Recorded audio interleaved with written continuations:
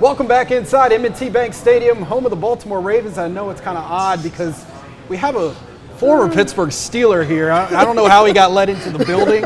Arthur Moats, former JMU Duke, 2009 State Football Defensive Player of the Year. Arthur, first off, thank you for joining us here at Media Day. Man, I appreciate you guys having me. And like you said, it was a very unique experience coming here to Ravens Stadium. I knew something was wrong when they told me have a good day. I've never heard those words coming here before, so I'm making the most of it right now. Arthur, it's great to have you, not just here at Media Day. You had an opportunity to address some of the student athletes here.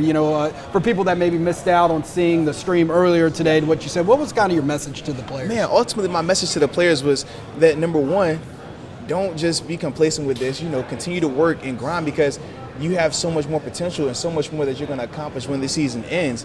But secondly, use this platform. You're more than an athlete. You have a chance to positively impact a ton of lives at this particular junction in your career. So take advantage of that, not only in the classroom, but in the community. So those are some of the things I really wanted to deliver to them, and just letting them know that, hey, I have that same connection. I too was a CAA, preseason all-conference selection. I also came to Media Day as well, so I know these feelings, and I can tell you directly from me how it affected me and how I was able to turn that into a very successful senior year and 8-year NFL career thus far.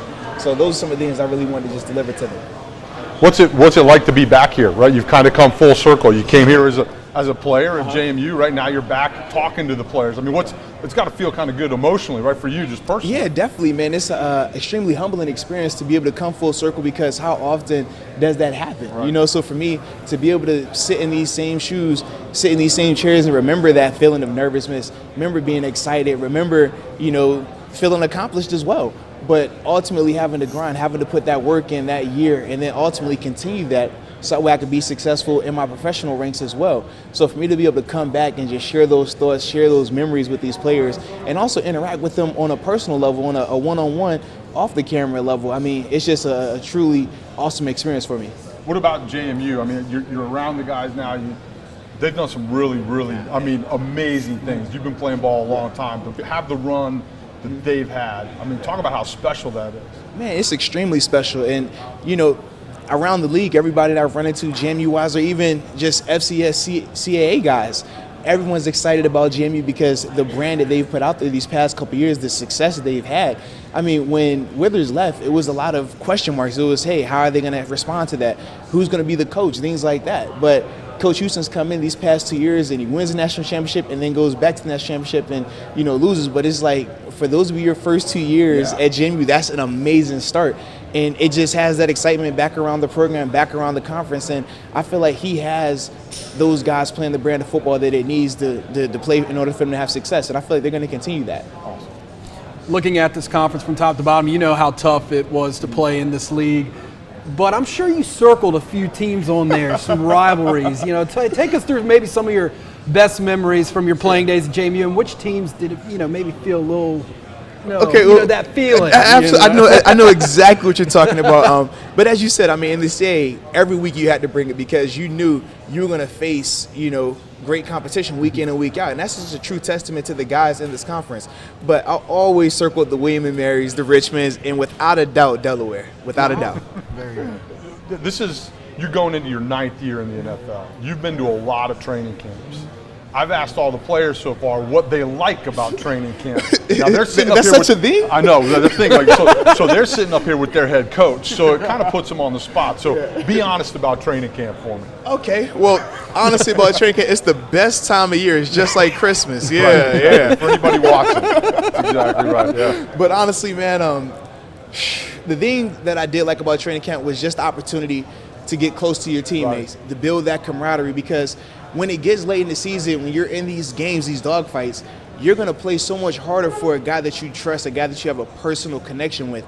And I felt like the training camp atmosphere was very unique because it separates you and isolates you from the real world. You're not able to be with your families. You're not able to be with the other students on campus for the collegiate ranks. So it gives you an opportunity to just really bond with your guys and become brothers, because those are the type of teams that have the most success, the guys who are extremely close. So that was the real thing that I loved about training camp.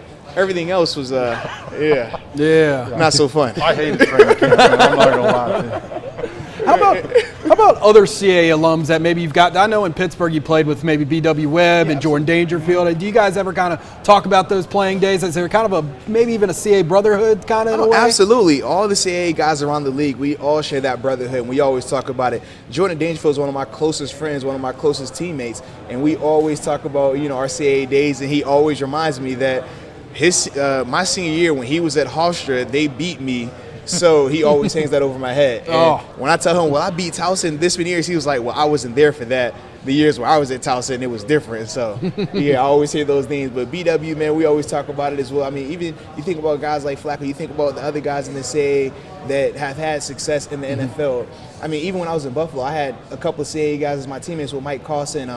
So just that brotherhood, that bond that we all share from this conference is what makes it unique and what makes it that much more exciting for these younger guys, because they're like, hey, if those guys are able to do it, why can't I be the next guy? Why can't I be the next wave of CAA guys that make it to the NFL? Well, Arthur, thank you so much for taking your time, coming to Media Day. I'm glad that they let you in the building, first of all. I mean, I'm still shocked that you're even right here right now. It's crazy, man. I don't want to wear out my welcome, though.